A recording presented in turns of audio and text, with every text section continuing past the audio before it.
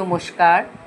শ্রীরামের অনুধ্যান আমরা পড়ছিলাম রামের চিত্রকূট ত্যাগ। আগের দিন যা পড়েছি আজ তার পরবর্তী অংশ পড়ার চেষ্টা করছি।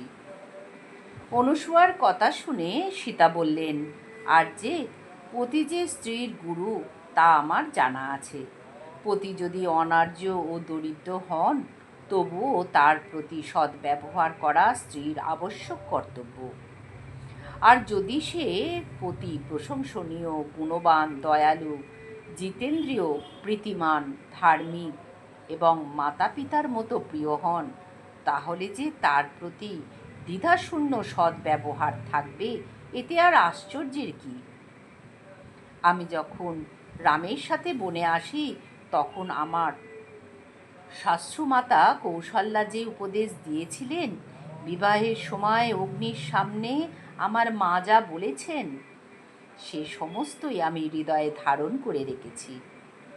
সীতার কথা শুনে অনুসূয়া অত্যন্ত আনন্দিত হয়ে বললেন, বহু তপস্যা করে আমি যে শক্তি অর্জন করেছি তার প্রভাবে আমি তোমায় বর দিতে চাই। সীতা বললেন, আপনার অনুগ্রহে আমার সমস্ত বাসনাই পূর্ণ হয়েছে। সীতার লোভ শূন্যতা দেখে অনুসূয়া আরও প্রীত হয়ে বললেন, এই দিব্যমালা, উৎকৃষ্ট বস্ত্র, অলঙ্কার প্রভৃতি তোমায় দিচ্ছি। এই সব তুমি অঙ্গে ধারণ করে স্বামীকে শ্রীমণ্ডিত করো। এই সব দ্রব্য নিত্য ব্যবহারেও ম্লান হয় না। অনুসূয়ার প্রীতির দান গ্রহণ করে তার অনুরোধে সীতার নিজের জন্ম এবং স্বয়ংবরের কথা বিস্তৃতভাবে তাঁকে বললেন। অনুসূয়ার দেওয়া বসনভূষণে সজ্জিত সীতাকে দেখে রাম অত্যন্ত সুখী হলেন। অত্রিমুনির আশ্রমে রাত কাটিয়ে পরদিন সকালে রাম অন্য বনে যাবার জন্য ঋষিদের কাছে বিদায় প্রার্থনা করলেন।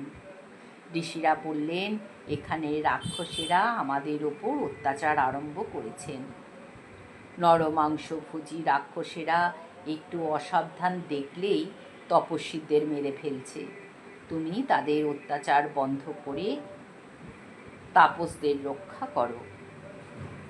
অতঃপর তপস্বীদের নির্দেশিত পথে সীতা ও লক্ষ্মণের সাথে রাম নিবিড় অরণ্যে প্রবেশ করলেন।